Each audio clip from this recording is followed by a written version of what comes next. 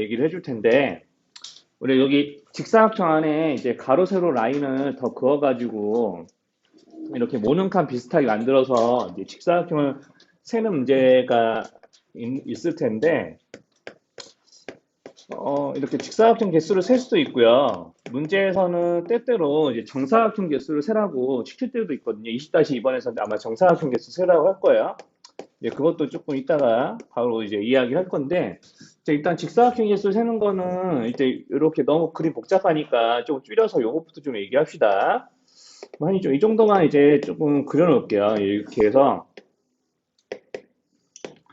자 이렇게 이런 식으로 이제 그 정사각형이 직사각형이 이제 4개씩 세 줄 있다고 좀 이제 칠게요. 자, 요거랑 이제 같은 방식으로 세는 그림이 평행사변형의 개수 셀 때도 이렇게 같이 똑같이 하거든요. 이제 평행사변형 안에 이런 식으로 이제 여기에는 마주보는 두 변과 평행한 선분들을 이제 가로 방향으로 그리고 이렇게 사선 방향으로 이렇게 그어가면서 자, 여기서 이제 평행사변형의 이 안에서 셀 수 있는 평행사변형 개수 세는 것도 이제 같은 방식으로 합니다. 그러니까 두 개 다 이제 개수 세는 방법이 다르진 않은데 우리가 이제 직사각형이 내가 여기서 몇 개 있는지 세려고 뭐 이렇게 제일 작은 것도 셀 거고 이렇게 한 두 칸에 걸쳐서 이제 있는 이런 직사각형도 셀 거고 그렇잖아요.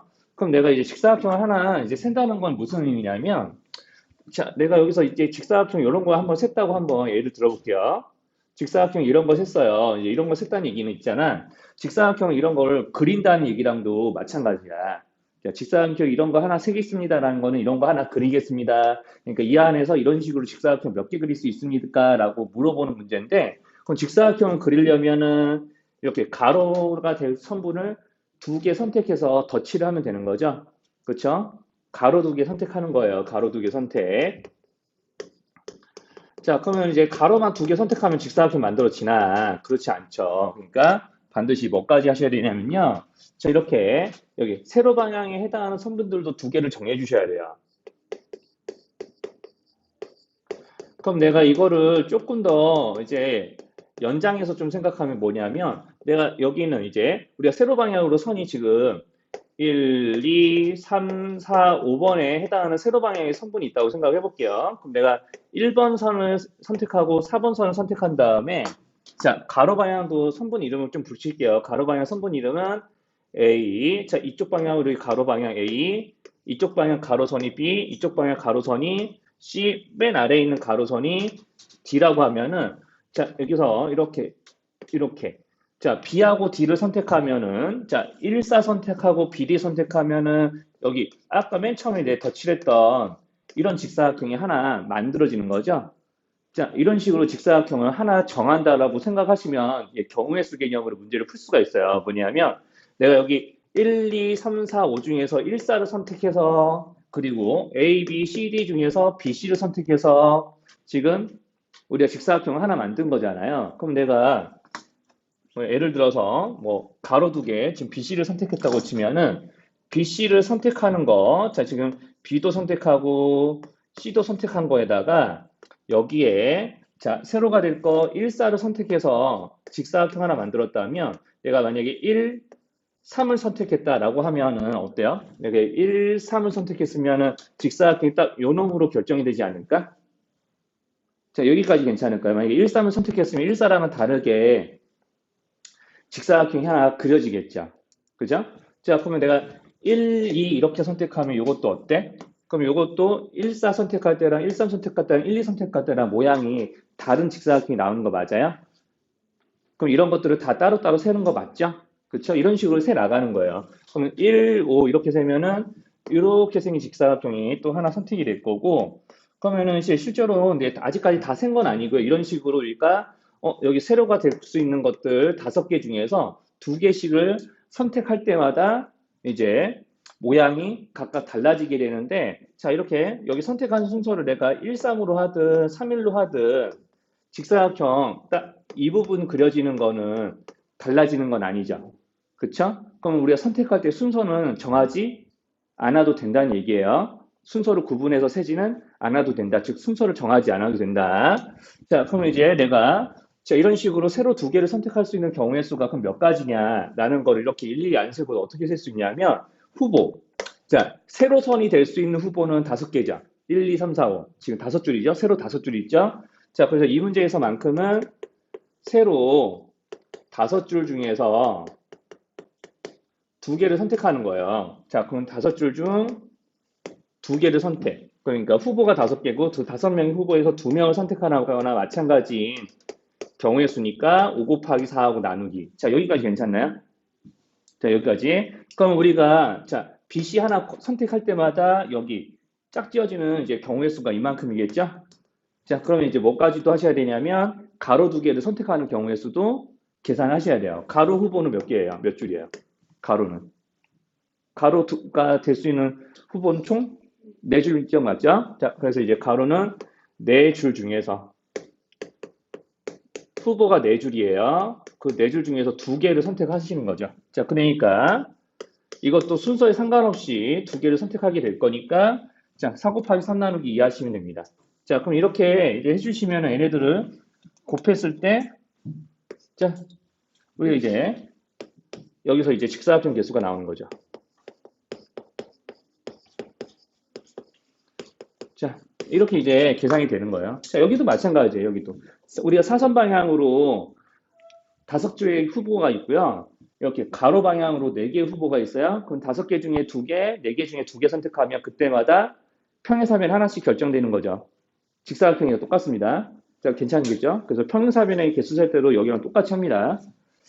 자, 이렇게 해서 이제 문제를 풀게 되는 거고요. 그럼 이제 20-1번에 관련된 문제는 이것까지 하겠죠. 20-1번에 이제 있는 문제들은 자, 가로줄은 똑같이 여기서처럼 이제 가로 방향으로 3개, 3줄의 직사각형이 있으니까 가로선이 될 수 있는 거 하나, 둘, 셋, 4개 이렇게 될 거예요. 실제 문제에서는요. 이제 실제 문제에서는 우리가 4개 중에 2개를 선택해서 이렇게 할 거고, 자, 세로줄이 몇 개인지만 확인하시면 돼요. 여기 그려져 있는 세로줄이 몇 개인지만 확인하시면은 여기 있는 뒤에 있는 식을 이런 것처럼 작성할 수 있을 거예요. 그러니까 요거는 좀 예시 그림 그려놓고 이거 꼭 이제 적어가시면 돼요. 아마 이제 이렇게까지는 좀 안 해보셨을 테니까 문제를 안 풀어봤을 테니까 이렇게 좀 해주시고요. 이제 직사각형이나 평행사변형 등과 같은 이제 그림의 개수는 이렇게 4개 중에서 2개 선택, 5개 중에서 2개 선택하는 식으로 자, 가로와 세로가 될 수 있는 후보 중에서 각각 2개씩 선택하는 거의 경우의 수의 곱으로 이제 계산하시면 되고 정사각형 개수는 조금 노가다를 하셔야 돼요. 정사각형 개수는. 네, 정사각형 개수는 이제 뭐냐면 뭐 이런 거거든요. 자, 예시를 또 다르게 들어볼게요. 자, 이렇게 다 정사각형 6개로 쪼개놓은 직사각형 커다란 거 있다고 생각하고 이제 정사각형 개수를 세봐라 라고 하면은요. 자, 여기서 생길 수 있는 정사각형 수는 자, 모양별로 세셔야 돼요. 그러니까 사이즈별로 세는 거죠. 사이즈. 자, 이렇게 한 칸짜리.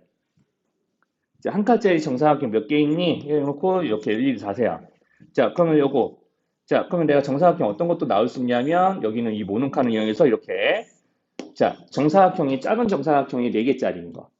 자, 이런 거는 이렇게 한 개, 이렇게 한 개니까 2개 있죠. 자, 이렇게 일일이 세시면 됩니다. 좀 그림이 더 복잡해지면은 자, 이렇게 4개 모여 있는 거 말고 9개, 16개 모여 있는 것까지 이제 일일이 세시면 돼요. 일일이 세는 게 그렇게 어렵진 않으니까 한번 해보시면 됩니다. 20-2번에서는 이런 정사각형을 만들어 보는 걸 물어보고 있으니까 그거는 좀 일일이 세셔야 돼요. 자, 이 같은 요거 필기 되면은 22-1번만 좀 봅시다. 22-1번까지 좀 보고 이제 문제를 한번 풀어 보시면 다음 시간 또 경우의 수 지금 받아드릴게요. 자, 여기까지 알려드리고 우리 좀 이차함수 주태만 보고 마무리할게요.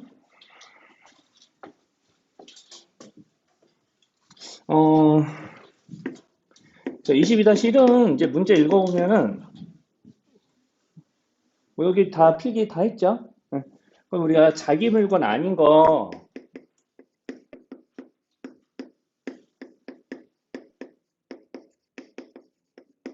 그러니까 이제 좀 더 짧게 말하면 다른 사람의 물건을 갖는 경우의 수거든요.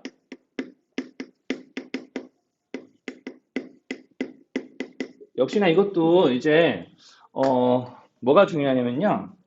이제 몇 명이서 이런 경우의 수를 만드냐가 중요한 거예요. 자, 만약에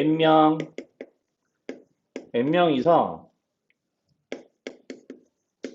n명 중에서 자기 물건이 아닌 물건을 갖는 경우의 수를 구하라고 시키게 되면은 자, 이렇게 됩니다. 만약에 이제 n명이 만약에 이제 3이면요. 자, 여기 문제에 있는 것처럼 3이면 반드시 어떻게 되냐면 자, A, B, C라는 세 사람이 있는 거예요. A를 한번 들어볼게요. 자, A, B, C라는 세 사람이 있는데 자기 가방이 있는 거예요. 또는 자기 의자가 있는 거라고 생각하시면 돼요. 자기 이름이 적힌 의자가 있는데 다른 사람이 의자에 앉을 경우의 수가 몇 가지니? 라고 이렇게 물어보는 게 다른 사람 물건을 갖는 경우의 수입니다. 자, 그러면 이게 사람이고 이게 사람 이름이고요. 그럼 의자 이름은 이렇게 자, 의자는 이제 A, B, C, 작은 A, B, C라고 합시다. 그러니까 이제 의자는 이렇게 A, B, C가 있는데 이 A라는 사람이 자기 의자에 앉으면 안 된다. 다른 사람 의자에 앉아야 된다. 모두 다 다른 사람 의자에 앉아야 된다고 하는 거니까 이제 큰 A는 의자 B 아니면 의자 C에 앉아야 되는 게 맞는 거죠. 그쵸?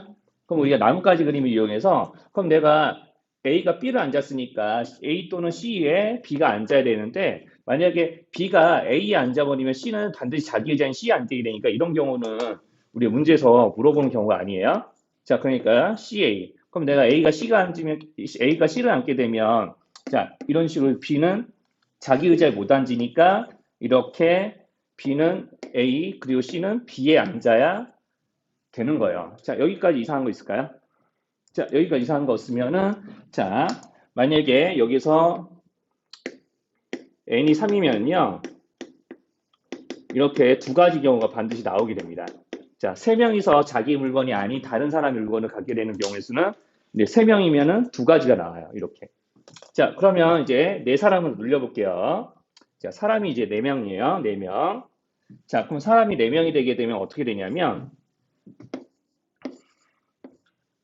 자, 이렇게 의자가 A, B, C, D 이렇게 있다고 생각하시고요. 그러면 이제 이 사람 A가 앉을 수 있는 의자는 B 아니면 C 아니면 D 이렇게 되는 거예요. 자, 여기까지 괜찮다고 하면 자, 사람 A가 의자 B에 앉으면은 이제 사람 B는 A 아니면 C 아니면 D에 앉아야 되는 거니까 이제 A에 앉을 수도 있겠고 C에 앉을 수도 있겠고 D에 앉을 수도 있어요. 자, 그러면 BA 이렇게 앉으니까 CD끼리는 자, BA 이렇게 앉았으니까 CD 의자가 CD가 남기 때문에 반드시 CD끼리는 이렇게 앉으셔야 돼요.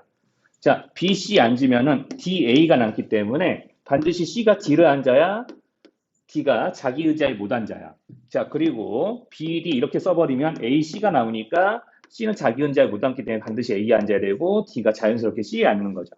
자, 이렇게 하면은 우리가 사람 A가 B에 앉았을 때 경우의 수가 나오는 거예요. 세 가지. 자, 그러면 이제 이런 거는 이제 처음에는 일일이 다 해보셔야 됩니다. 이런 문제가 나오면 학교 서술형에서 의도적으로 이렇게 그려서 다 구해봐라 라고 시킬 때가 좀 있어요. 자, 그래서 이제 이렇게 그려서 이제 조금 할 줄도 알아야 돼요. 자, 그럼 이제 사람 A가 C에 앉으면 A, B, D가 남고 의자에 B는 어디에 못 앉냐면 자기 의자에 못 앉는 거니까 남는 의자 중에 하나인 A 또는 D에 앉아야 되겠죠. 자, 그러면 CA 이렇게 앉으면 BD 이렇게 되는 거니까 자, 이렇게 BD 이렇게 앉으면 안 되겠죠? DB 이런 식으로 앉아야 됩니다. 자, 이거밖에 없겠고 그럼 CD 이렇게 썼다면 남는 의자가 BA 이렇게 되는 거니까 자, 마찬가지예요. AB 앉아도 되겠고 BA로 바꿔서 앉아도 되는 거죠. 자, 이렇게 합니다. 자, 그래서 이제 마지막 경우까지만 좀 보여드릴게요.